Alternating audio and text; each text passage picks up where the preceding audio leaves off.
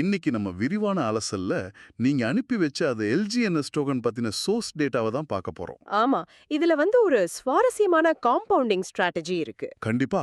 வெறும் 100 டோக்கன்களை ஆரம்ப முதலீடா வச்சுக்கிட்டு மாசம் எப்படி நிலையான லாபமும் பார்க்கறது, அதே நேரம் அந்த அசலையும் எப்படி வளர்க்கறது அப்படிங்கறது தான் நம்ம இப்போ டீகோட் பண்ண போறோம். இந்த டேட்டாவுடைய முக்கிய நோக்கமே பாத்தீங்கன்னா, ஒரு நிலையான வருமானம் வேணும். அதே சமயம் நம்ம முதலீடும் வளரணும். இந்த பேலன்ஸ எந்த குழப்பமும் இல்லாம ரொம்ப தெளிவா புரிஞ்சுக்கிறது தான். ஓகே, இதை கொஞ்சம் பிராக்டிக்கலா பார்ப்போம். இப்போ நீங்க ஒரு 100 எல்ஜிஎன்எஸ் டோக்கன்களை ஸ்டேக் பண்றீங்கன்னு வச்சுப்போம். சோர்ஸ் படி பாத்தீங்கன்னா ஒவ்வொரு 8 மணி நேரத்துக்கும் உங்களுக்கு 0.2% ரிவார்ட் கிடைக்குது. அதாவது ஒரு நாளைக்கு 0.6% லாபம். கரெக்ட். அப்படியே ஒரு மாசத்துக்கு கணக்கு போட்டோம்னா ஒரு 30 நாளைக்கு?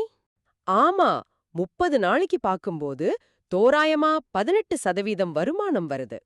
கேட்கவே ரொம்ப நல்லா இருக்கு. ஆனா இதுல ஒரு ட்ரிக் இருக்கு. அந்த காம்பவுண்ட் லூப் அப்படிங்கிற விஷயம் இங்க தான் உள்ள வருது. எக்ஸாக்ட்லி.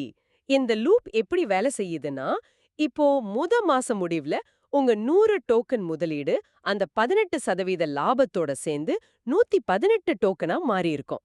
ஆனா இங்க தான் நீங்க மொத்தத்தையும் எடுக்க போறதில்ல. எடுக்க கூடாது. அந்த 118ல 10% மட்டும்தான் நீங்க லாபமா வெளியே எடுக்கணும். அப்படின்னா ஒரு 11.8 டோக்கன்கள். ஆமா.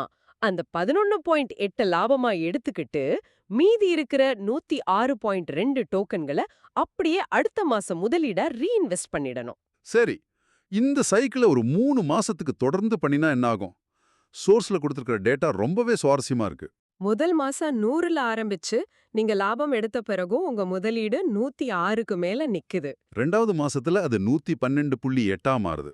அதே போல லாபத்தை எடுத்துக்கிட்டே மீதிய காம்பவுண்ட் பண்ணும்போது 3வது மாசம் முடிவுல ஒரு பெரிய மாற்றம் நடக்குது. ஆமா, உங்க கைக்கு சுமார் 37 டோக்கன்கள் சுத்தமான லாபமா வந்திருக்கும். அதே நேரத்துல உங்க ஆரம்ப முதலீடு 100ல இருந்து குறையாம 120 டோக்கனா வளர்ந்து நிக்கும். இதுதான் இந்த ஸ்ட்ராட்டஜியோட ஒரு பெரிய பிளஸ். ஒரு பெரிய பிக்சர்ல பார்க்கும்போது மாதாந்திர வருமானமும் வந்துருது, உங்களோட ஸ்டேக்கிங் பேலன்ஸும் மெதுவா வளருது. அசல் தொகையிலிருந்து நீங்க கொஞ்சம் கொஞ்சமா வெளியே எடுக்க எடுக்க ஒட்டு மொத்தமா உங்களுக்கு இருக்கிற ரிஸ்க் ரொம்பவே குறைஞ்சிருது. ரிஸ்க்னு சொல்லும்போது தான் ஞாபகம் வருது. நாம இங்க எந்த ஒரு குறிப்பிட்ட தரப்புக்கும் ஆதரவா பேசல, எந்த டோக்கனையும் நம்ம ப்ரோமோட் பண்ணல. நீங்க கொடுத்த தரவுகளை அப்படியே அனலைஸ் பண்றோம். கண்டிப்பா. முதலீடுன்னு வரும்போது மார்க்கெட் ரிஸ்க் இருக்கதான் செய்யும். சோர்ஸ்ல கூட சில முக்கியமான எச்சரிக்கைகள் கொடுத்திருக்காங்க. ஆமா. எதிர்காலத்துல டோக்கன் விலை எப்ப வேணாலும் மாறலாம். அதே மாதிரி அந்த ரிவார்ட் விகிதமும் எதிர்காலத்துல மாத்தி அமைக்கப்படலாம் இல்லையா? உண்மைதான். இதெல்லாம் மார்க்கெட்டோட இயல்பான ரிஸ்க் அப்படிங்கறத சோர்ஸ் ரொம்ப தெளிவா சொல்லுது. நாம இதை எப்பவுமே மைண்ட்ல வச்சுக்கணும். கிடைக்கிற முழு லாபத்தையும் எடுக்காம கொஞ்சம் மட்டும் எடுத்துட்டு மீதிய காம்பவுண்ட் பண்றது ஒரு லாங் டேர்ம் பிளானுக்கு எவ்ளோ பெரிய பலனை கொடுக்கும்னு இந்த தரவுகள் ரொம்ப அழகா காட்டுது. அசல பாதுகாப்பா வளர்க்கவும் அதே சமயம் லாபத்தை என்ஜாய் பண்ணவும் இது ஒரு ரொம்ப பிராக்டிக்கலான ஸ்ட்ராட்டஜி. யோசிச்சு பாருங்க, வெறும் 3 மாசத்திலேயே 100 டோக்கன் 120 ஆகுது. கைக்கும் 37 டோக்கன் லாபமா கிடைக்குது.